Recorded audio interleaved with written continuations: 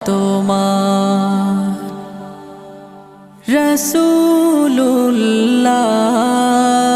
রাসূলুল্লাহ কি উপায় হবে আমার রাসূলুল্লাহ কি উপায় হবে আমার ওই মদিনার পথের ধুলি মাখতাম আমি পেলে সুরমা বলি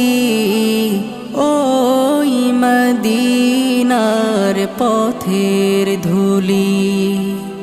মাখতাম আমি পেলে সুরমা বলি ফিরে পেতো এ নয়নে নূর